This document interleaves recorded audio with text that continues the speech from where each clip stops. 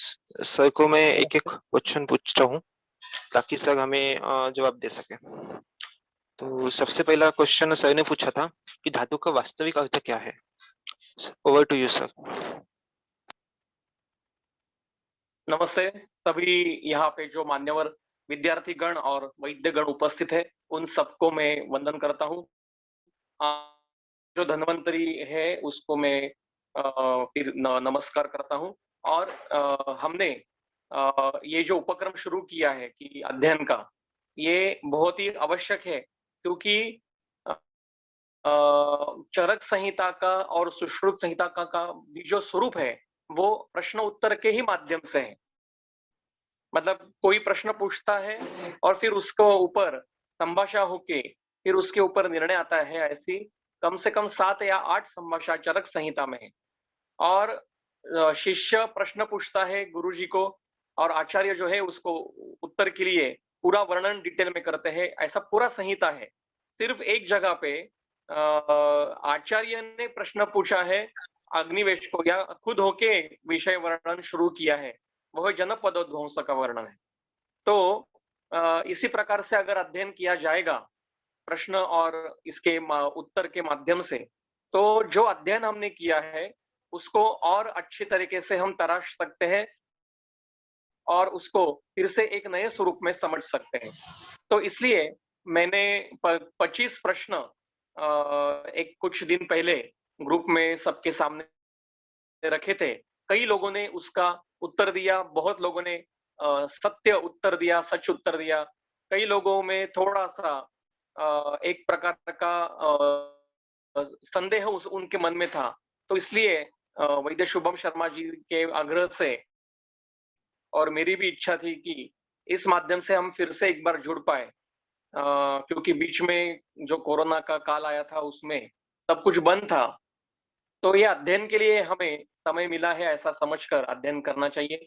ये 25 प्रश्न होने के बाद में भी आगे मैं ये परंपरा चालू रखूंगा कि मैं प्रश्न पूछूंगा और उसके उत्तर आपको ढूंढने हैं।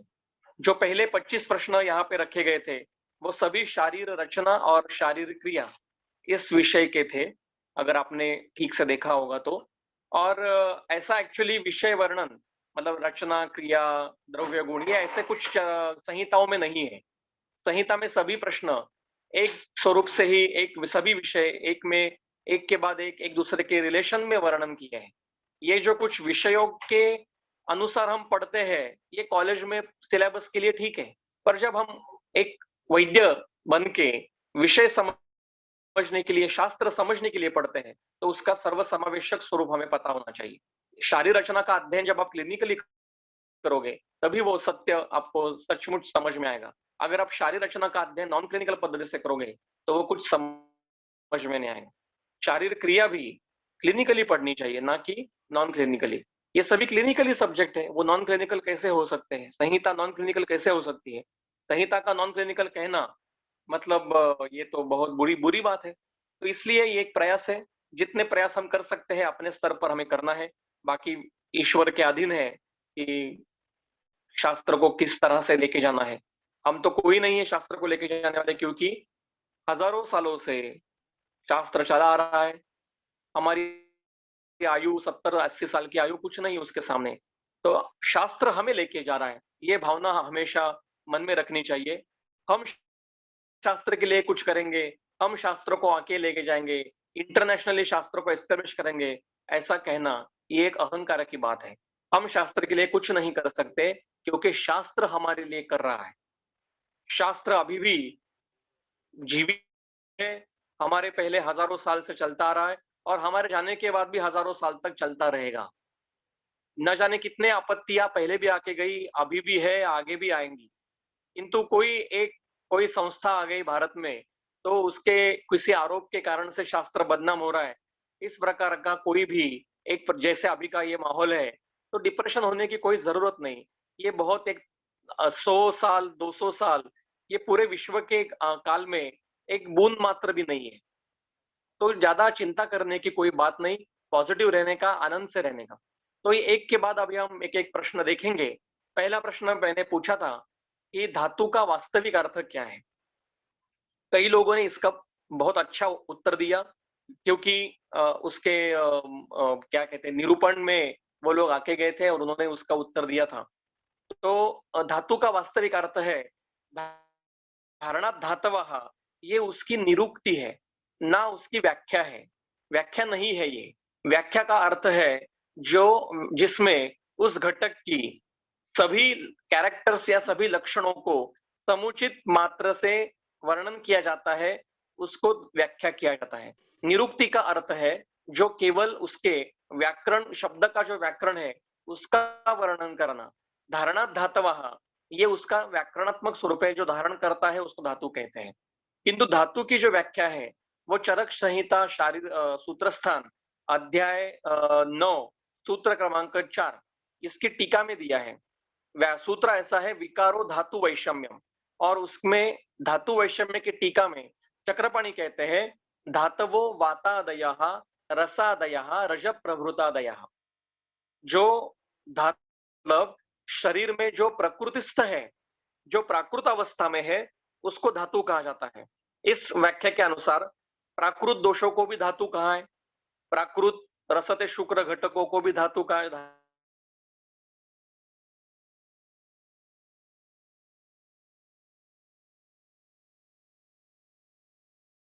मल भी धातु है, और रजब शब्द से, मेरी आवाज आ रही है ना? Yes sir. हाँ, इन सभी को धातु शब्द से कहा जाता है। जो शरीर में सभी घटक, जो प्राकृत घटक है, वो धातु है। जब उनमें विकृतियां आने लगती है तो उनमें उनको धातु दुष्य कहा जाता है। और जब दोषों में वात पित्त श्लेष्मा में जब विकृति आती है तो उनको दोष कहा जाता है। वो दो, क्योंकि वो पहले और फिर दूसरों को दुष्ट करते हैं, और बाकी के सारे दुष्य हैं। तो धातु का वास्तविक अर्थ जो प्राकृत अवस्था में है, उनको धातु कहा जाता है। मुझे पीपीटी नहीं दिखाई दे रही है। पहले प्रश्न का उत्तर यहाँ होके गया। हाँ सर। अभी हमारा दूसरा सवाल था, मसल मतलब क्या है? मांस धातु है मुझे या दिखाई नहीं पेशी दे है रहा है। या स्नायु है? मुझे दिखाई नहीं सर दे रहा एक्चुअली विजिबल है। है। मुझे हाँ क्यों नहीं विजिबल है विजिबल? सर। हाँ सर, शायद रिज्वाइन कर लीजिए एक बार। हाँ,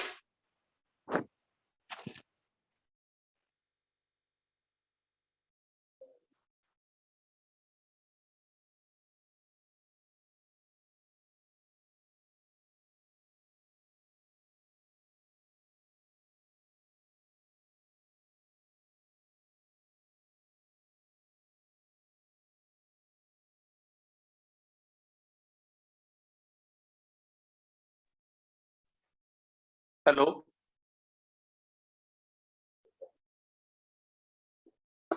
हाँ सर, आवाज आ गई है।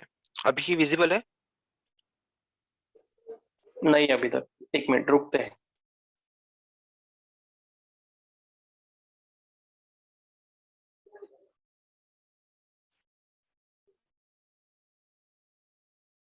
ठीक है, आप प्रश्न पूछिए। दूसरा प्रश्न था, मसल मतलब क्या? मसल जो आधुनिक शास्त्र के द्वारा जो शारीरिक घटक है, उसको हम शास्त्र में क्या कहते हैं, क्या कहना चाहिए, किससे कोरिलेशन करना चाहिए? एक तो मांस धातु से, या पेशी से, या स्नायु से। हम ये जो धातु का जो मतलब जो सप्त धातु है, उनको जिस प्रकार से हम कोरिलेशन करते हैं कि रक्त मतलब ब्लड, रस मतलब प्लाज्मा, मांस मतलब मसल, मेद मतलब फैट, यही कोरिलेशन ये बहुत गलत पद्धति से है। ऐसा कोरिलेशन नहीं करना चाहिए, क्योंकि धातुओं का स्वरूप ये परमाणु स्वरूप में है। धातु ये परमाणु स्वरूप में है। और गंगाधर तो कहते हैं कि वो द्रव रूप में है, मतलब वो बहते हैं। सभी धातु है, अगदी अस्थि अस्थि धातु भी द्रव रूप में है, मतलब परमाणु स्वरूप में है। मुझे स्क्रीन विजिबल नहीं है। ठीक है, मुझे यहाँ पे कुछ प्रॉब्लम होगा शायद। सर एक बार दोबारा स्क्रीन शेयर कर दीजिए, उससे शायद विजिबल हो। जी।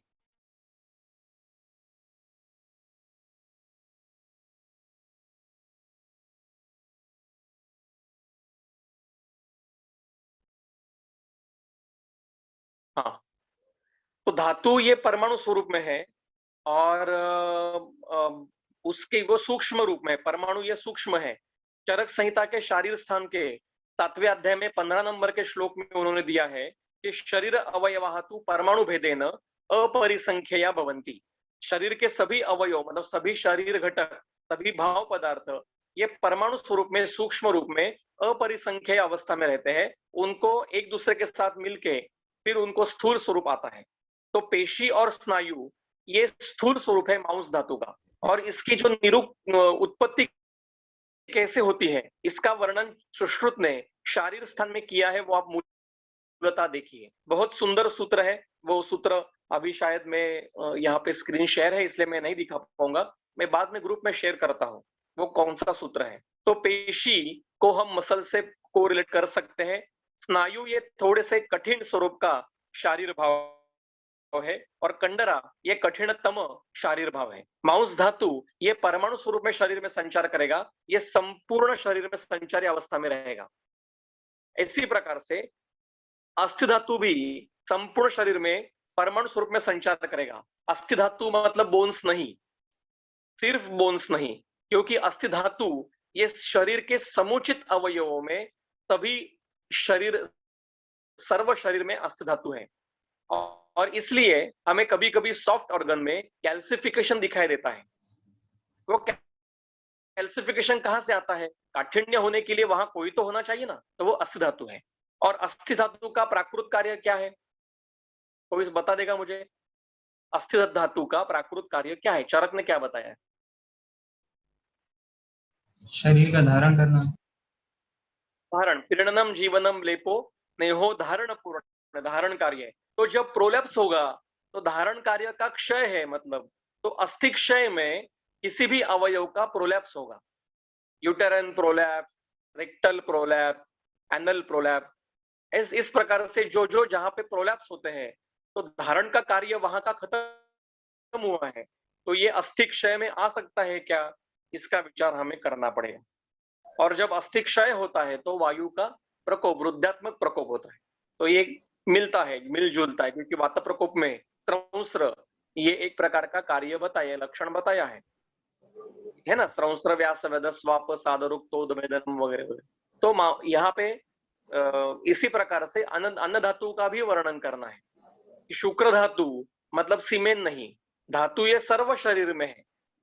मज्जा धातु मतलब सिर्फ बोन मैरो नहीं, बोन मैरो जो है वो तो उसका स्थूल रूप है, पर मज्जा धातु पूर्ण करने वाला, हर किसी भी अवकाश में जो पूर्ण करता है वो मज्जा धातु जो है वो शरीर के सर्वत्र है, सर्व शरीर में है। रस रक्त मांस अस्थि मेजा मेद मज्जा शुक्र, ये 7 ही धातु शरीर धारण करने वाले घटक सभी शरीर के सर्वत्र, सभी स्रोतों में, सभी सर्व जगह है। ये समझ लेना चाहिए।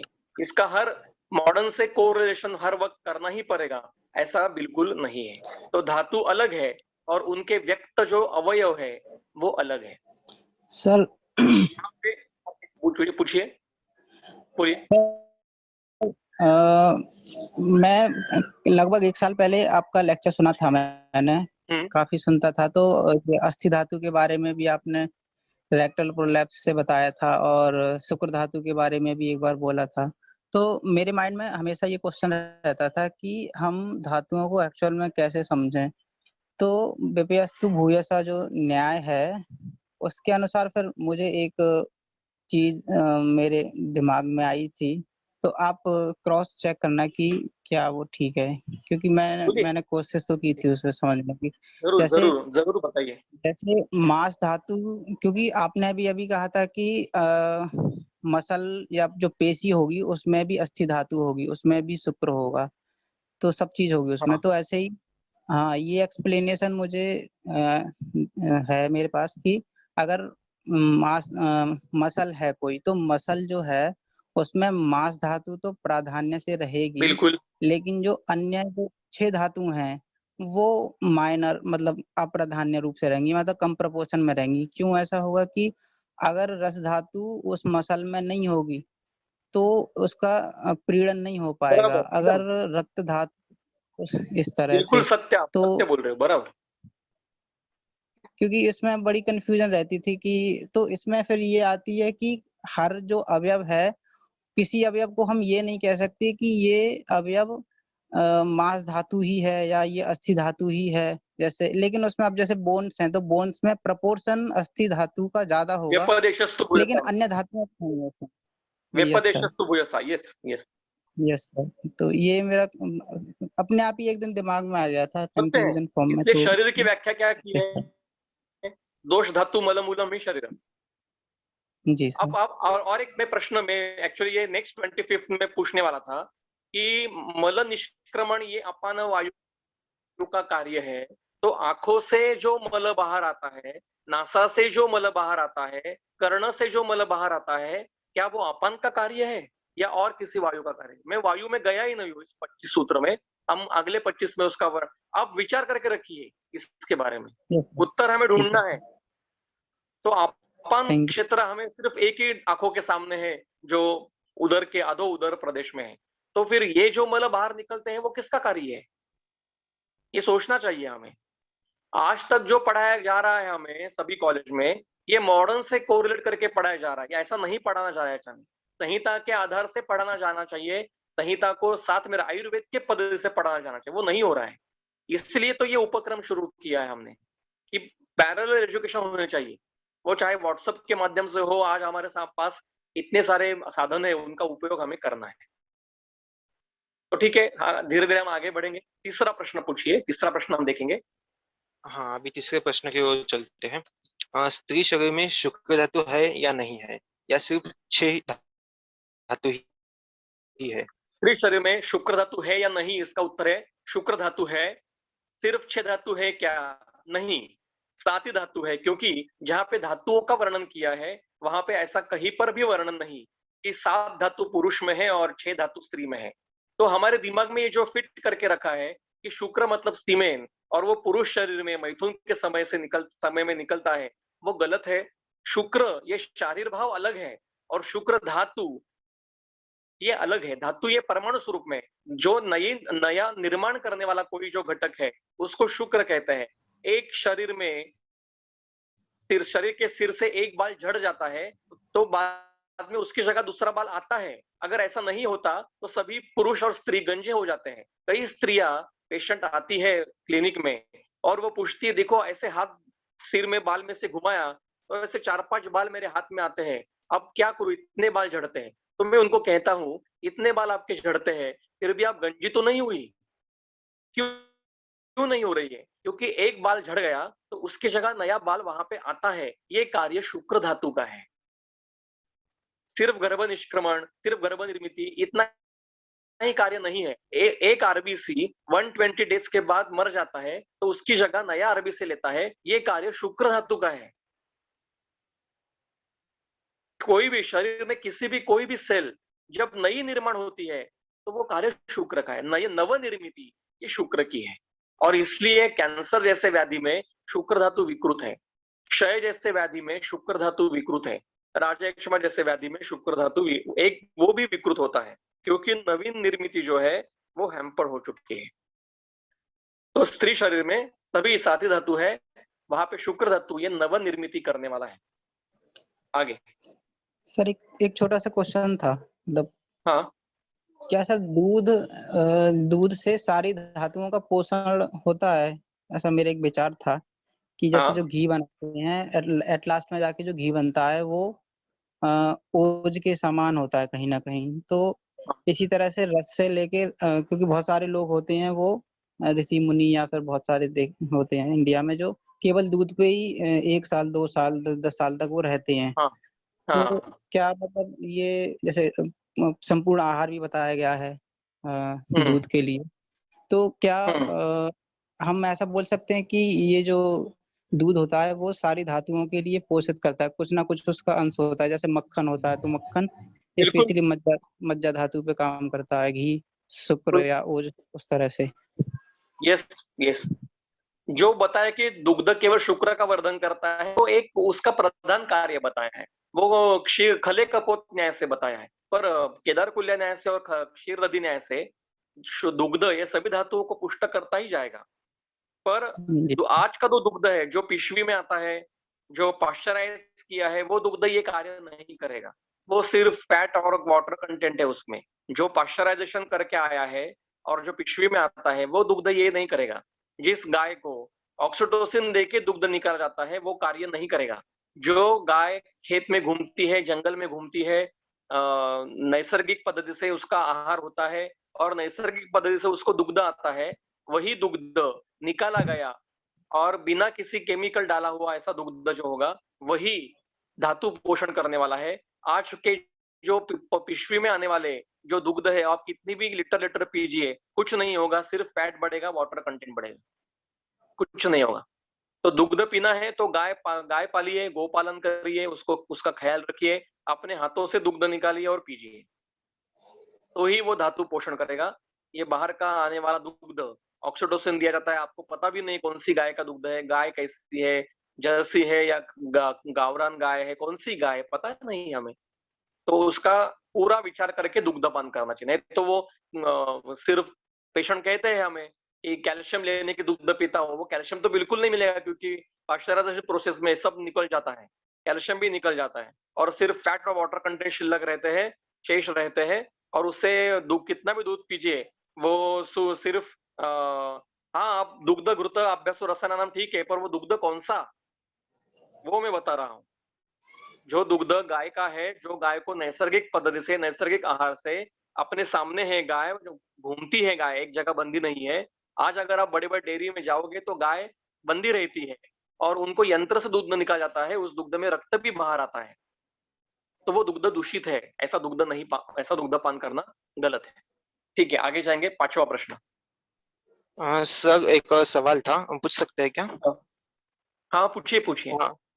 हाँ, क्षीर सद्य शुक्र का नाम ऐसे कहते हैं, तो क्या इसका अर्थ ऐसा है कि क्षीर सभी धातु को पुष्ट करके फिर आखिर में शुक्र को बढ़ाता है?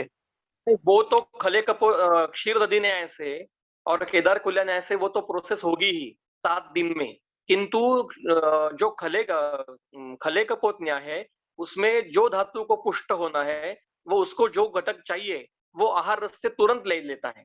इस न्याय से दुग्ध शुक्र को त्वरित पोषित करता है। इसका अर्थ ऐसा नहीं कि रसम मांस को नहीं करता है, उसको भी करेगा और शुक्र को त्वरित करेगा। इसलिए तीनों न्याय एक साथ चलते हैं। तीनों न्याय जो खले कपोत, केदार कुल्या, क्षीर दधी है, वो एक साथ चल रहे शरीर में। कुछ कार्य खले कपोत से होते हैं, कुछ कार्य क्षीर दधी से होते हैं, कुछ कार्य केदार कुल्या से होते हैं। इन तीनों न्यायों का वर्णन चरक संहिता के सूत्र स्थान के 28वें अध्याय में चक्रपाणि ने बहुत सुंदर पद्धति से किया है, वो पढ़िए आप। 28वां अध्याय सूत्र स्थान का, उसके 5, 6, 7 नंबर के श्लोक की टीका में बहुत सुंदर वर्णन है, वो पढ़िए एक बार। नहीं समझ में आया कब किसी को या प्रश्न या कुछ संस्कृत कठिन हो गया तो एक दिन में हम ऐसी मीटिंग लेके सिर्फ वो टीका पढ़ेंगे, उसका अर्थ मैं बताने का प्रयास करूंगा। आगे 5वां प्रश्न। सर एक क्वेश्चन और था। प्रश्न था इसमें। एक मिनट। हाँ, पूछिए। हेलो सर, हाँ। शुक्र को भागवत में गर्भोत्पाद श्रेष्ठ कर्म बताया है, तो उसके सर और हाँ। रेफरेंस लीजिए ना। मतलब हम अभी बोल रहे हैं कि शुक्र परमाणु स्वरूप में होता है और मतलब रीजनरेशन ये सब शुक्र धातु से ही होता है, तो रेफरेंस बताइए ना मतलब। और देखिए कैसा है, सही संहिताकार ये जो प्रमुख कर्म है वही बताते हैं। जो संहिता ये जो है ग्रंथ जो है वो मंदानाम व्यवहाराय वर्णन है और बुद्धानाम बुद्धिवर्धय है, तो उसका पुनर्निर्माण का कार्य जो है वो हमें तंत्र युक्ति से कई संदर्भों के साथ समझना पड़ता है। आप गृहिणी की टीका पढ़िए, जो मैं आप संदर्भ पूछ रही हो, वो गृहिणी के जो धातुओं की टीका है चक्रपाणि की, उसमें वो संदर्भ है, आप वो पढ़ लीजिए। और कुछ पूछ रहे थे कोई? सर एक क्वेश्चन और था। हाँ, कि सर जैसे इस वीडियो में बताया हुआ है कि एक युग्म दिनों में हमारा शुक्र का वरदान होता है और एक युग्म दिनों में हमारा आर्तव का वरदान होता है, उससे पुत्र और पुत्री का जन्म होता है। तो सर इस चीज को हम कैसे समझेंगे इसमें कि शुक्र का वरदान कैसे है और अगले ही दिन हमारा आर्तव का वरदान हो जाता है, तो इस चीज को कैसे कौन समझें? कहता है, कहाँ संदर्भ है इसका? सर उसमें हमने जो स्त्री रोग की बुक पढ़ी उसमें चरक में बताया हुआ है, सुश्रुत में बताया कि नहीं, युग्म दिनों ऐसा में कहीं चरक में नहीं पुत्र कहा। की नहीं उत्पत्ति नहीं होती है। ये किसी ने टेक्स्ट बुक में अपने मन की कथा लिखी है, ऐसा चरक में तो नहीं कहा है। आर्तव पुरुष शरीर में भी है, पर वो अव्यक्त रूप में है।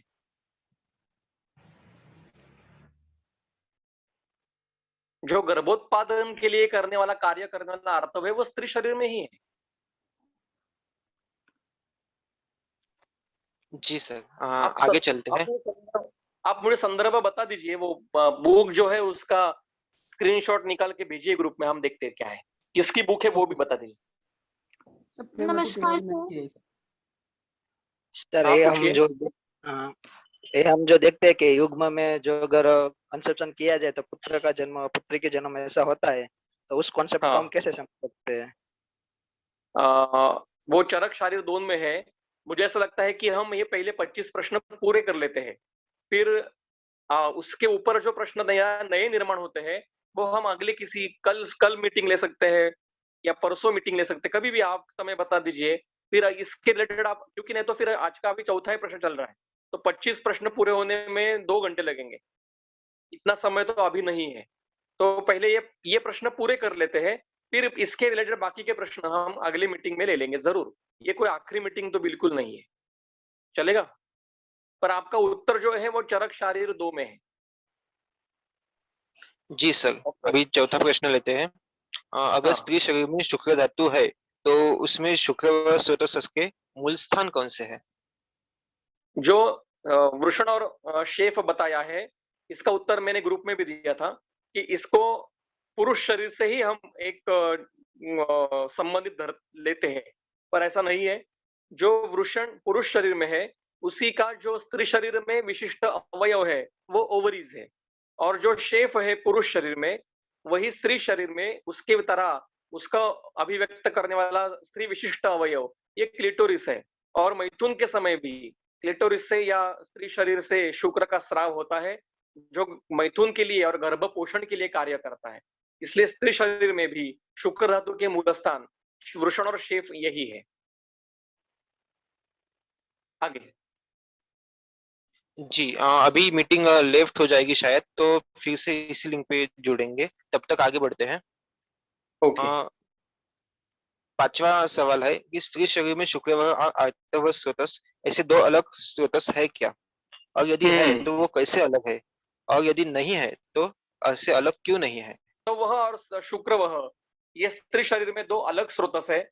शुक्र वह जो है वो सर्व धातु रूप शुक्र का स्रोतस है, और आर्तव वह जो है वो स्त्री विशिष्ट गर्भोत्पादन करने के लिए जो उसका अवयव है गर्भाशय, और आर्तव नाम का जो उसका शारीर भाव है जो रस धातु का उपधातु है, उसके वहन के लिए, उसके कार्य के लिए वो स्रोतस वहां पे है।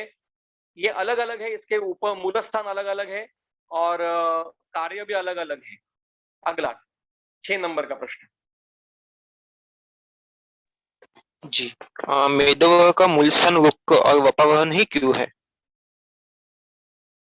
वृक्क का अर्थ हम वृक्कौ ऐसे द्विवचन है, तो वो कोरिलेशन उसका किडनीज से लेते हैं, पर केवल किडनीज नहीं लेना है, तो उसके आजू बाजू का भी प्रदेश लेना है। इसके लिए हमें मूल स्थान का अर्थ पहला समझ लेना चाहिए। मूल स्थान का अर्थ चक्रपाणी ने प्रभव स्थानम ऐसा कहा है, और प्रभव का 2 अर्थ है। प्रभव का मतलब अर्थ एक है कि उत्पत्ति, प्रभव मतलब उत्पत्ति, तो जहां पे उस शारीर भाव की उत्पत्ति होती है उसको भी मूल स्थान कहा जाता है, जैसे रक्त का यकृत और प्लीहा है। और प्रभव का दूसरा अर्थ है प्रकर्षेण भवति इति प्रभवः, जहां पे उसका प्रकर्ष से अस्तित्व है उसको भी प्रभव स्थान कहते हैं, मूल स्थान कहते हैं। तो उसकी अभिव्यक्ति भी जहां पे होती है, जहां पे उस धातु का, उस शारीर भाव का कार्य होता है, या विकृति दिखाई देती है, या उसका वहन होता है, या उसकी अभिव्यक्ति होती है, या उसका ज्यादा मात्रा में वो वहां पे अवस्थित है, वो भी उसके मूल 2 ही मूल स्थान है, ऐसा गलतफहमी है ऐसा कहना। 2 महत्व के सिर्फ मूल स्थान बताए हैं। उदाहरण के लिए मैं आपको बताता हूं कि प्राणवह स्रोतस का मूल स्थान क्या वर्णन किया है चरक में, विमान स्थान में?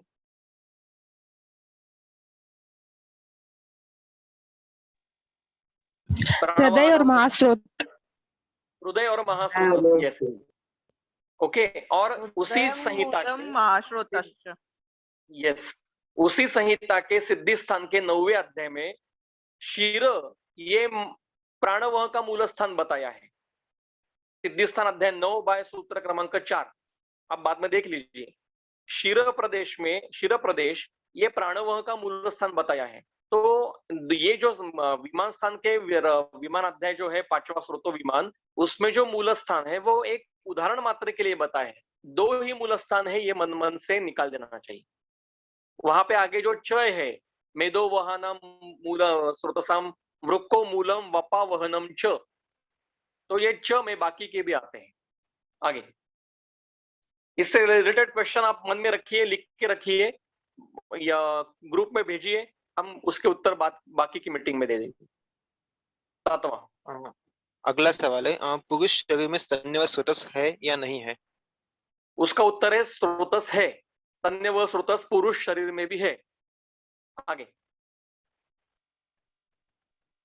अगला सवाल है, अभी ये तो सवाल शायद गलत होगा कि यदि पुरुष शरीर में उर प्रदेश में निपल्स क्यों है? हाँ, आता अभी देखिए, पहला उत्तर था कि स्तन्य व स्रोतस है, तो निपल क्यों है? क्योंकि पुरुष शरीर में स्तन्य है, स्तन भी है। केवल 2 पुरुष ऐसे आज तक होके गए जिनको स्तन नहीं थे, वो जो ज्ञात है, जिनको निपल्स नहीं थी, वो एक है कृष्ण और दूसरा है अर्जुन, इसलिए उनको पूर्ण पुरुष कहते थे।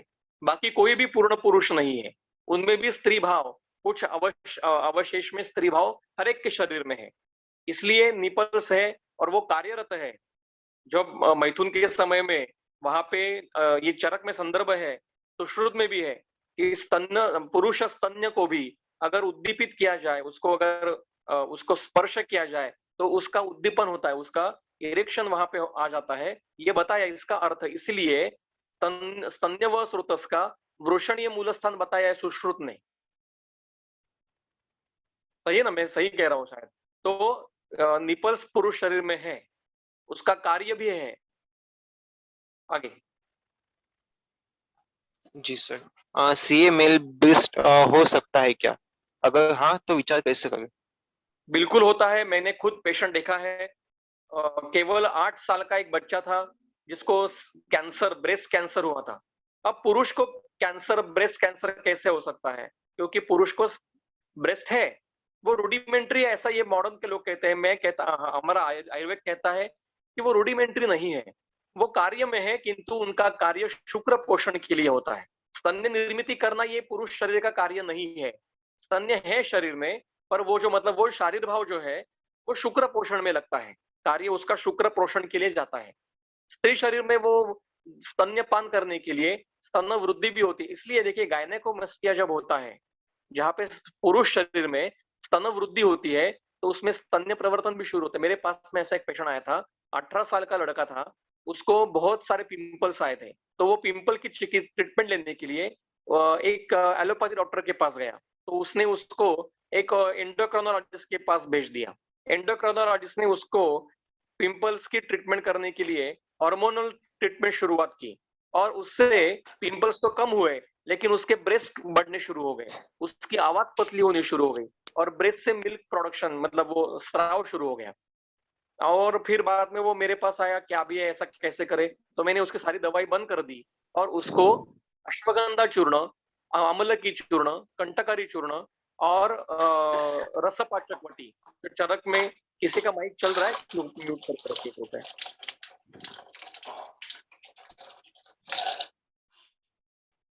किसी का तो माइक चल रहा है। तो ये ट्रीटमेंट देने के बाद में और उसको शोधन करवा लिया, एक वमन दे दिया, तो उससे वो पूरा ठीक हो गया। अब उसको कोई ये नहीं है, प्रॉब्लम नहीं है। और ऐसे ये कैंसर का जो पेशेंट था ब्रेस्ट का, वो तो गुजर गया।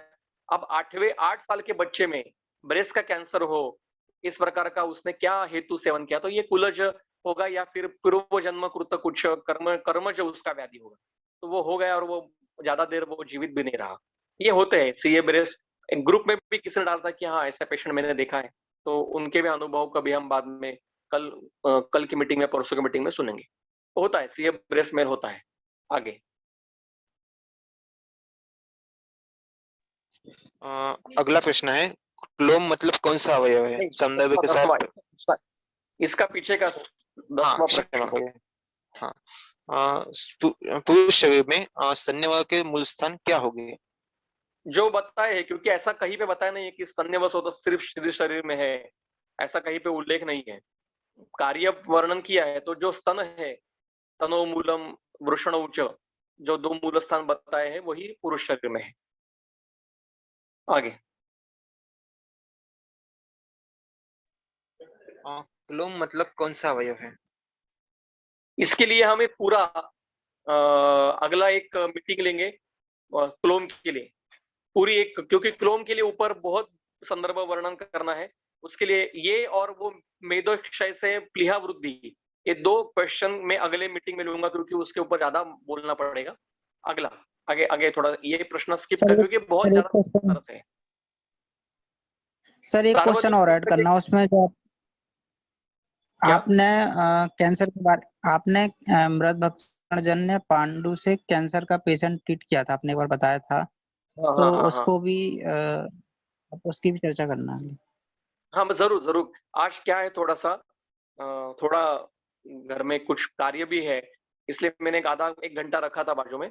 तो आज थोड़े से जो बेसिक क्वेश्चन है हम लेंगे, बाकी के कल करेंगे। कल आप बताइए समय कब है? कल मैं पूरा दिन फ्री हूँ, कभी भी हम कर सकते हैं। तो जी सर। 1.5-2 घंटे भी मैं कल निकाल सकता हूँ। अभी थोड़ा सा मैं थोड़ा जल्दबाजी में हूँ। तो सार्वधिक शुक्र के जो कर्म है, वो जो शुक्र धातु के कर्म है, वही सर्व शरीर में नवीन निर्मिति करने के जो जो कार्य है, वो सार्वधिक शुक्र के कर्म है। आगे, ये भी मैं मेदक विस्तार से लेने शरीर। वाला हूँ। हाँ, ये जी। विस्तार से लेने वाला हूँ, क्योंकि बहुत महत्व का है। ये हम कल लेंगे, कल या परसों, कभी जब कभी मीटिंग होगी। रक्तक्षय में रक्तक्षय में। शिशिर प्रति, शिशिर प्रति क्यों है, इसका उत्तर मैंने ग्रुप में भी दिया है कि रक्त धातु का जब निर्माण होता है, तो उसमें पोष्य, पोषक और मल स्वरूप, ऐसे 3 अवस्था में निर्माण होता है वो उसके परिणमन में। तो जो पोष्य है वो रक्त का पोषण करेगा, जो पोषक है वो मांस निर्माण के लिए आगे जाएगा, और जो मल है उसका पांचभौतिक संगठन ये पित्त दोष की तरह है। जब रक्त क्षय होगा तो पोष्य और पोषक का क्षय होगा और मल भाग की वृद्धि होगी। मल स्वरूप पित्त बढ़ता है, इसलिए ठंडा चाहता है, इसलिए शिशिर प्रति होती है। आगे, ये सवाल आखिरी लेंगे, इसके बाद में हम रुकेंगे। इसके बाकी का जो है वो हम अगले मीटिंग में लेंगे। 15, ये बहुत महत्व का प्रश्न है। चरक विमान 7 अध्याय में शैखरिक द्रव्य का महत्वपूर्ण उल्लेख है, उसका अर्थ क्या है? चक्रपाणी ने विडंगा ऐसा अर्थ लिया है, तो अन्य टीकाकारों निघंटू ने अपामार्ग लिया है। तो ये प्रश्न का उत्तर द्रव्य गुण के लोगों के लिए अभी भी ओपन है। इसका उत्तर में मुझे भी ठीक से नहीं पता चला है, क्योंकि दोनों अर्थ सही है। चक्रपाणी ने 2 जगह पे शैखरिक ये जो पद है, ये चरक में 2 जगह आया है। एक चरक संहिता विमास्थान 7वां अध्याय जो कृमि चिकित्सा है उसमें, और चरक संहिता चिकित्सास्थान गुल्म चिकित्सा अध्याय के एक कल्प में शैखरिक पद आया है। और चक्रपाणी ने दोनों जगह पे शैखरिक पदेन विडंगा अर्थ ये लेना है, ऐसा बताया है। शैखरिक का शब्द का अर्थ है जो शिखर पे निर्माण होता है, मतलब जो वृक्ष है उसके शिखर में, एक तो एकदम ऊंचे भाग में, या जो डाली है उसके एकदम जो आखिरी भाग है वहां पे निर्माण होगा। तो विडंग भी उसके, विडंग का वृक्ष जो पेड़ है या पौधा है जो आपने देखा होगा, तो उसके शिखर पे ही वो आता है। और अपामार्ग भी वैसा ही होता है। अपामार्ग जो तंडुल आप देखते हैं, तो ऐसे उसके छोटी डाली जो रहती है उसके ऊपर ही वो आते हैं। तो दोनों के लिए शैखरिक शब्द निघंटु में भी है, चक्रपाणी ने विडंग लिया है, दोनों कृमिघ्न भी है। किंतु वहां क्या लेना चाहिए? चक्रपाणी ही अकेले है जो विडंग, ये प्रश्न मेरी पीएचडी की कार्य जब मैंने किया उस समय मुझे निर्माण हुआ था, और एक भी द्रव्य गुण के अध्यापक ने मुझे इसका समाधान कारक स्वरूप अर्थ नहीं दिया है। तो आप भी इसके ऊपर अध्ययन कीजिए। मेरा भी चल रहा है, मेरे हिसाब से तो अपामार्ग ये अध्ययन अर्थ ज्यादा योग्य है। बाकी के प्रश्न हम कल के मीटिंग में लेंगे। तब तक के लिए धन्यवाद। चलेगा ना शुभम जी?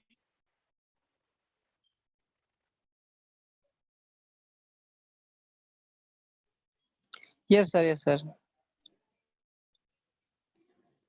तो कैसा है कि प्रश्न मन में आते हैं तो ही अध्ययन आगे चलता है। प्रश्न आएंगे तो ही अध्ययन आगे जाएगा। सीखते सीखते, गलती करते करते, पढ़ते पढ़ते ही हम आखिरी पड़ाव तक जा सकते हैं। इसलिए प्रश्न पूछने में और प्रश्न का उत्तर ढूंढने में कभी किसी को बुरा नहीं लगना चाहिए।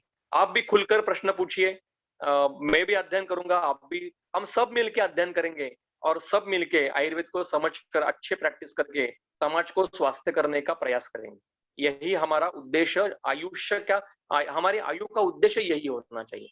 इसलिए अच्छी पढ़ाई, और वो पढ़ाई भी शास्त्र के लिए, डिग्री के लिए पढ़ाई मत करिए। डिग्री के लिए पढ़ाई करना तो वो एक अलग बात है, वो रटो रटो और उसका वमन कर दो पेपर में, उसको एक कुछ मायने नहीं है। पर शास्त्र समझने के लिए अध्ययन करो, वो आपको जिंदगी के आखिरी सांस तक अध्ययन करना पड़ेगा, और जो पढ़ा है उसका व्यवहार में आपको उपयोग करना है।